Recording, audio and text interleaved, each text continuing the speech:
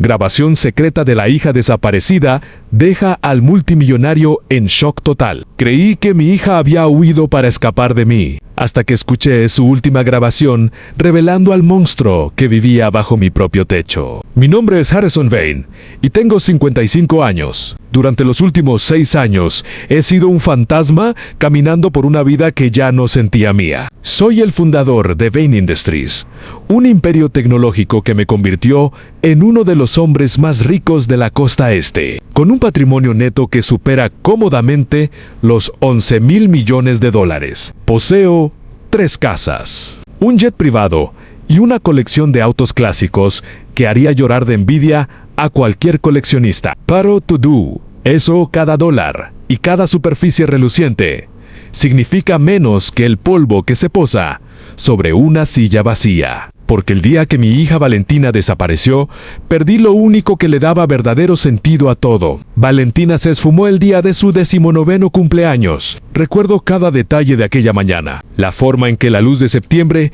entraba por las ventanas de la cocina. El aroma del pastel de vainilla que había encargado en su pastelería favorita. El tono exacto de azul de la caja de regalo que contenía la pulsera de diamantes que pensaba regalarle. Recuerdo haber gritado su nombre al pie de la gran escalera y no oír nada más que el eco. Su habitación estaba impecable, la cama hecha, el armario todavía lleno, el teléfono móvil reposando en la mesita de noche completamente borrado y restablecido. Apoyada contra la almohada había una nota manuscrita con su inconfundible letra cursiva. Aún puedo recitar cada palabra. Escribió que no podía respirar bajo mi sombra, que las expectativas, las cámaras y los fríos pasillos de mármol de mi mundo habían asfixiado su espíritu. Decía que necesitaba encontrarse a sí misma, ser alguien más que la hija del multimillonario. Me rogaba que no la buscara y prometía que se pondría en contacto cuando estuviera lista. La nota estaba firmada simplemente,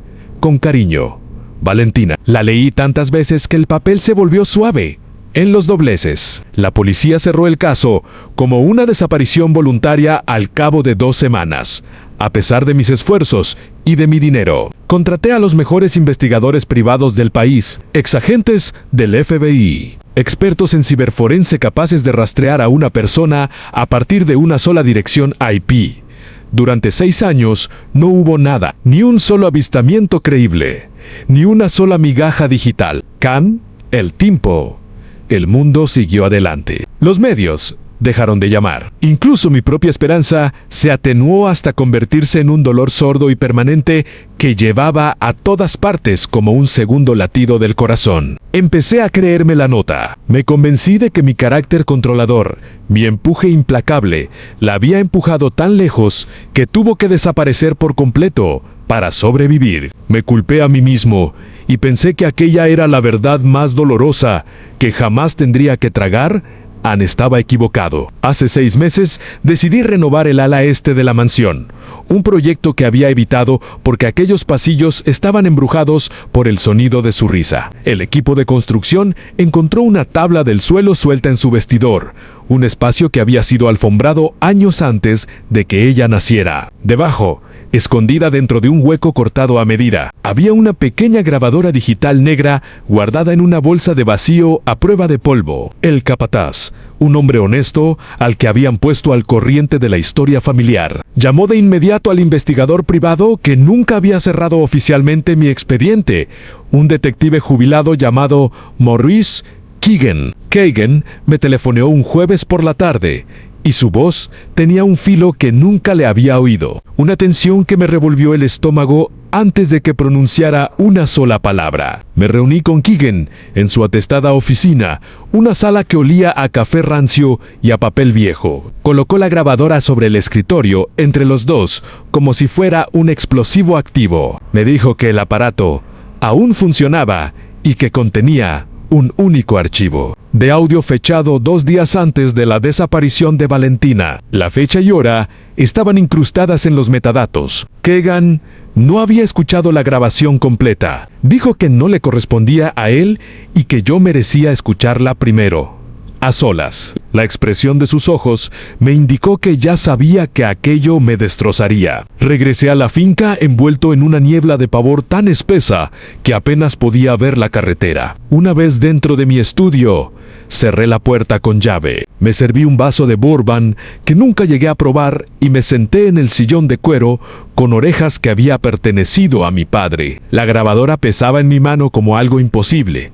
Un trozo de metal frío y plástico que contenía el último susurro de la voz de mi hija. Apreté el botón de reproducción. Al principio, solo se oía el roce de la tela y una respiración suave. Luego Valentina habló, y cada célula de mi cuerpo se paralizó. Su voz era baja, conspirativa, desprovista de la risa fácil que yo recordaba.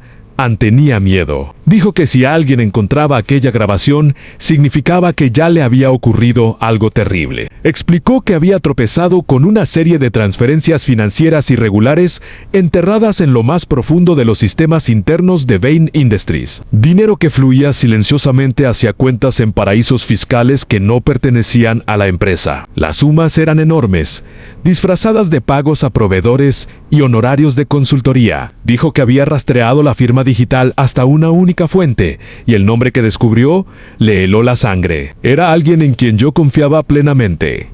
Alguien que se sentaba a mi propia mesa.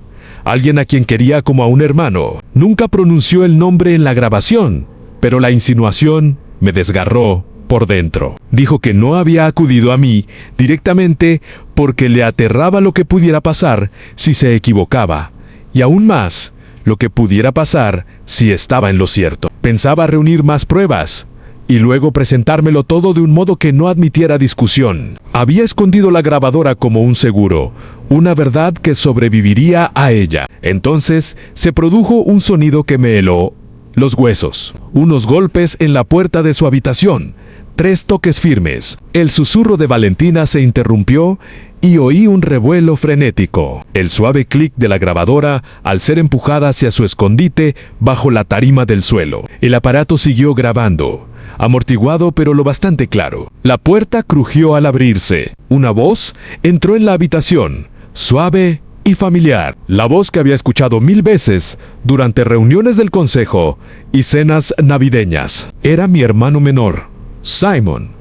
Dijo que necesitaba hablar con ella sobre los archivos a los que había estado accediendo. Su tono era tranquilo, casi paternal, pero por debajo corría una corriente de acero frío que jamás había detectado en mi vida. Oí la respuesta apagada de Valentina, demasiado baja para distinguir las palabras. Luego la voz de Simon se redujo y le dijo que había cometido un terrible error. Se oyó un jadeo agudo. No un grito, sino el sonido del aire escapando de un cuerpo que ha recibido un golpe, seguido de un golpe sordo y húmedo. Un ruido de arrastre arañó la grabación durante varios segundos angustiosos. Después, el silencio. El archivo continuó durante otros 12 minutos, captando únicamente la quietud hueca de una habitación vacía antes de apagarse automáticamente. Me quedé paralizado, con la grabadora aún pegada a la oreja mucho después de que terminara la reproducción. El bourbon seguía intacto, el líquido ambarino reflejando la luz de la lámpara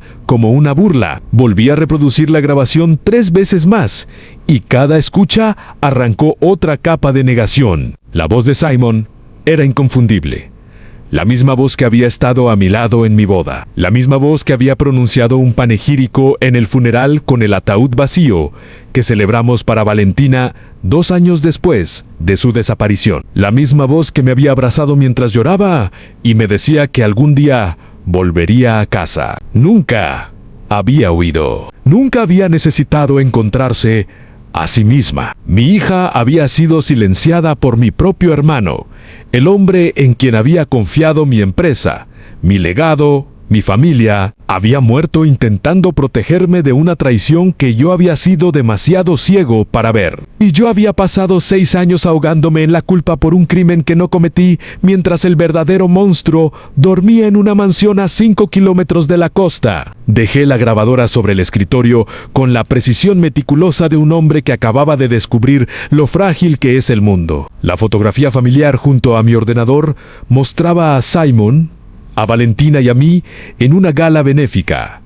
los tres sonriendo bajo una pancarta de luces doradas. Me quedé mirando el rostro de Simon, aquel encanto fácil que yo había confundido con amor fraternal, y sentí como algo dentro de mí se calcificaba en una determinación tan dura que casi era serena. Esa noche no dormí. Me quedé sentado en el sillón de cuero contemplando como el cielo, al otro lado de la ventana del estudio, pasaba del negro al violeta amoratado y luego al gris pálido de una nueva mañana. La grabación reposaba sobre el escritorio como una acusación. Sabía lo que tenía que hacer a continuación y sabía que una vez que diera el primer paso, ya no habría vuelta atrás. El multimillonario que había pasado 6 años llorando a una fantasma estaba a punto de convertirse en algo completamente distinto. Iba a mirar a mi hermano a los ojos y ver cómo se daba cuenta de que el secreto que creía enterrado estaba a punto de arrastrarlo hacia la luz. Llamé a Simon a las 8 de la mañana siguiente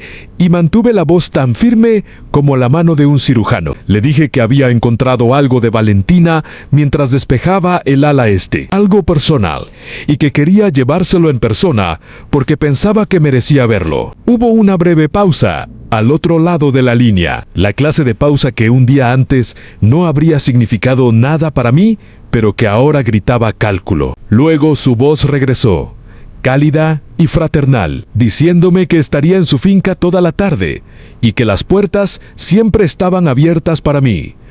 Colgué y mi mano no tembló. Ya había tomado disposiciones que Simon desconocía por completo. Keegan me esperaba a las puertas de mi propiedad con 2 de sus colaboradores de mayor confianza, antiguos agentes de la ley que aún conservaban la quietud de la autoridad en su porte. Le entregué un sobre sellado que contenía una copia del archivo de audio y una declaración detallada por escrito que yo mismo había dictado a mi teléfono durante las horas de insomnio. Mis instrucciones eran sencillas. Si no salía de casa de Simon en 90 minutos o si enviaba una sola palabra clave preestablecida por mensaje de texto, Keegan debía entregar el paquete directamente al fiscal del distrito y a la policía estatal. También había activado un localizador en directo integrado en mi reloj, vinculado a un servidor seguro supervisado por mi jefe de seguridad. Iba a meterme en la boca del lobo, pero no iba desarmado. El trayecto en coche hasta la finca costera de Simon duró 23 minutos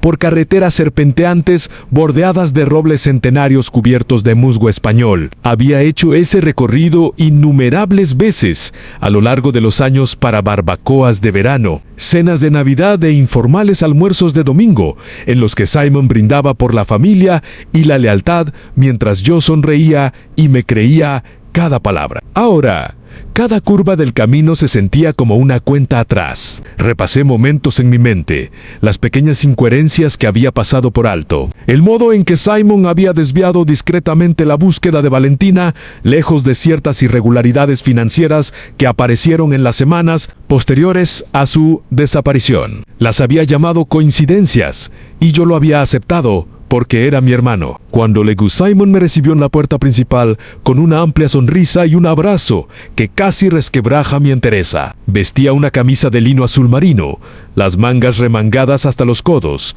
la imagen misma de la confianza despreocupada. Me condujo a través del vestíbulo de mármol hasta su estudio privado, una sala que siempre había admirado por sus ventanales del suelo al techo que daban al Atlántico. Me ofreció una copa, la rechacé. Él se sentó tras su enorme escritorio de caoba y yo permanecí de pie, con las manos entrelazadas a la espalda donde él no podía ver la tensión de mis nudillos blancos. Le dije que necesitaba usar el baño. En el momento en que me quedé a solas en el pasillo, me escabullí del cuarto de baño de invitados y avancé en silencio hacia la parte trasera de la casa, donde sabía que Simon guardaba una caja fuerte, empotrada en la pared, oculta tras un panel giratorio de estanterías. Años atrás, yo mismo le había ayudado a diseñar el sistema de seguridad, y aún recordaba el código de anulación que había compartido conmigo en un gesto de confianza fraternal la fecha del cumpleaños de nuestra madre. El panel se deslizó sin hacer ruido,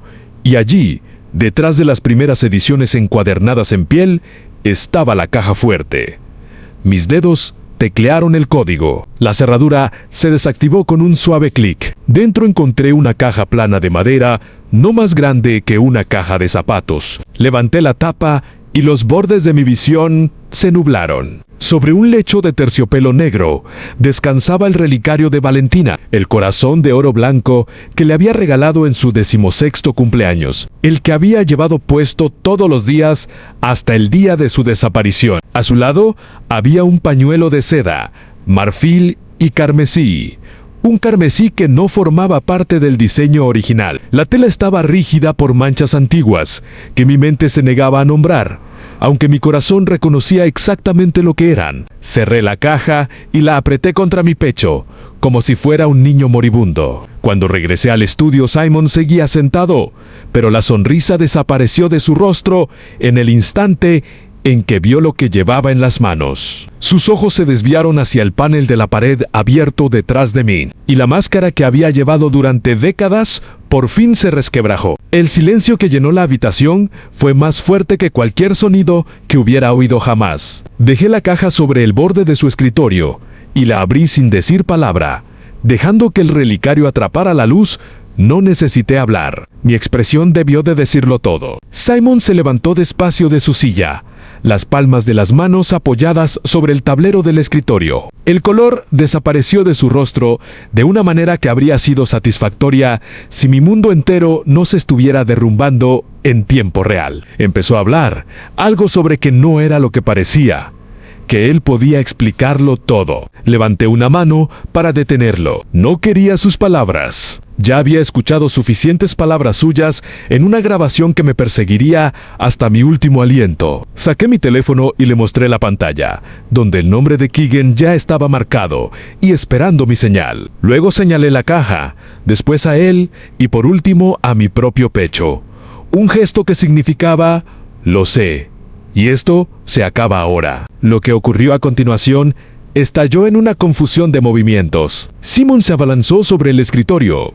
No hacia mí, sino hacia la caja, como si apoderarse de la prueba pudiera deshacer la verdad. Di un paso lateral y le sujeté el brazo, y durante unos violentos segundos forcejeamos el uno contra el otro. Dos hombres envejecidos aferrados al peso de toda una vida de secretos. No me había visto envuelto en una pelea física desde el internado, pero la aflicción y la rabia son aceleradores poderosos. Le clavé el codo en las costillas y lo oí resoplar.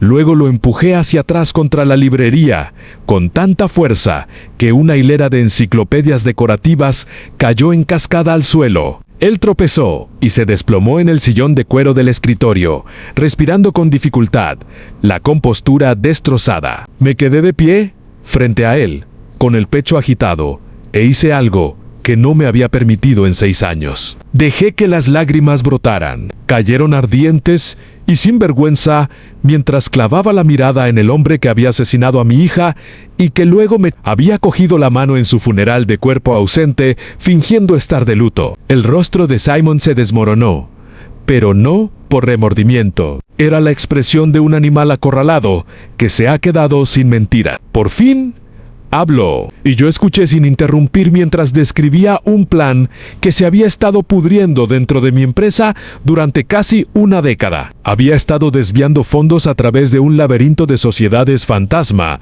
canalizando millones hacia cuentas ocultas en las Islas Caimán. Valentina había descubierto el rastro por pura casualidad, mientras auditaba una fundación benéfica que ella misma había creado bajo el paraguas de Ven. Se había enfrentado a Simon en privado, con la esperanza de darle la oportunidad de confesar antes de acudir a Mian aquella noche. En su habitación, el enfrentamiento se volvió físico. Juró que fue un accidente, un empujón que hizo que la cabeza de ella golpeara la esquina afilada de su mesita de noche. Pero la forma en que describió cómo arrastró su cuerpo por el pasillo de servicio y lo metió en su coche, me dijo que, más allá del accidente que hubiera ocurrido, todo lo que siguió fue maldad fría y calculada. No grité no. Volví a golpearlo. Simplemente le pregunté dónde estaba ella, y la quietud de mi voz pareció aterrorizarlo más que cualquier amenaza. Me dijo que estaba enterrada en lo profundo de la zona boscosa detrás de su finca, cerca del viejo cenador de piedra, donde en su día Habíamos celebrado el banquete de su boda. Asentí. Luego cogí el teléfono y envié una sola palabra a Kagan. La palabra era justicia. En menos de 12 minutos, la propiedad se vio inundada de agentes de la ley. Kagan había estado aparcado a 1 kilómetro de distancia y ya había alertado al sheriff del condado y a la oficina estatal de investigación. Simon fue esposado en su propio vestíbulo, aún con aquella camisa de lino azul marino. El rostro, una máscara gris de derrota. Yo observaba desde el camino de grava cómo se lo llevaban y no sentí nada de lo que esperaba sentir. No hubo satisfacción, ni alivio, ni fuego justiciero. Solo un silencio hueco y resonante. El mismo silencio que había seguido al final de aquella grabación. La excavación duró 2 días. No me moví de la propiedad, sentado en la parte trasera de un todoterreno negro, envuelto en una manta que no necesitaba. Esperé mientras los técnicos de la policía científica trabajaban bajo focos portátiles. Cuando por fin la encontraron, el antropólogo forense confirmó lo que yo ya sabía en la médula de mis huesos. Era Valentia. El relicario que llevaba alrededor del cuello coincidía con el de la caja. Un duplicado que ella siempre había guardado en secreto como amuleto de la buena suerte, al que llamaba su segundo corazón. Simon se había llevado uno y no había visto el otro. Ese pequeño descuido había bastado para anclar la verdad. Me concedieron un momento a solas junto al lugar después de que sus restos fueran retirados respetuosamente. El senador se alzaba cerca, la pintura blanca descascarillada, la estructura hundida bajo años de abandono. Me arrodillé en la tierra blanda y dejé que mis dedos se hundieran en el suelo que durante tanto tiempo había retenido a mi hija. Le dije que lo sentía, que sentía no haber visto el peligro, que sentía haberla rodeado de mármol y cristal en lugar de seguridad, que sentía a cada segundo que ella había pasado con miedo mientras yo dormía en mi torre de riqueza, creyendo que todo iba bien. El viento se movió entre los robles, y yo elegí creer que traía consigo su perdón. Regresé a mi finca aquella tarde y me encerré de nuevo en el estudio. La grabadora digital seguía sobre el escritorio, donde la había dejado. No había escuchado el archivo completo más allá de aquella primera reproducción. El especialista técnico de Kagan había mencionado que la grabación contenía un fragmento cerca del principio, antes de que Valentina empezara a hablar del fraude financiero, que quizá yo no había registrado. Me puse los auriculares y presioné reproducir una última vez, dejando que su voz me llenara los oídos. Esta face low, antes del miedo, antes de la tensión, había un mensaje que ella había grabado días antes, tal vez cuando aún estaba reuniendo valor. Su tono era suave, casi apacible, la voz de la niña pequeña, que solía sentarse en mi regazo y pedirme cuentos para dormir. Decía: «Papá, si estás escuchando esto, siento muchísimo no haber acudido a ti primero. Estaba intentando protegerte del dolor de lo que descubrí. Por favor, quiero que sepas que te quiero más que nada en este mundo. Tú me lo diste todo, y nunca sentí que viviera bajo tu sombra. Sentía que estaba de pie bajo tu luz. No te culpes. Esto no es culpa tuya. Prométeme que seguirás viviendo, seguirás luchando y seguirás amando. Es la única manera de honrarme. Te quiero, papá». Me quité los auriculares y dejé que las lágrimas cayeran sin freno. Se supone que un multimillonario es intocable, inmune a los bordes afilados de la vida corriente. Pero yo me senté en aquel sillón de cuero y lloré con el abandono de un hombre que lo había perdido todo y había encontrado. En esa pérdida, lo único que merecía la pena conservar. Mi hija no había huido, me había amado hasta su último aliento, y me había dejado un regalo más valioso que cualquier fortuna. La grabación secreta que me había dejado totalmente conmocionado, también me había dejado una verdad que me sostendría el resto de mis días. Ella nunca me culpó, solo Ahora guardo el relicario sobre mi escritorio, justo al lado de la fotografía de los 3, que aún no he sido capaz de guardar. Quizá algún día encuentre fuerzas para eliminar a Simon del marco, pero aún no. La grabación está almacenada en una caja fuerte ignífuga. El archivo original respaldado en servidores encriptados en 3 lugares distintos. La escucho una vez al año, en su cumpleaños, cuando la luz de septiembre entra por las ventanas exactamente igual que aquella mañana, y cada vez oigo su voz, recordándome que sigo de pie bajo su luz, y que hice una promesa que pienso cumplir.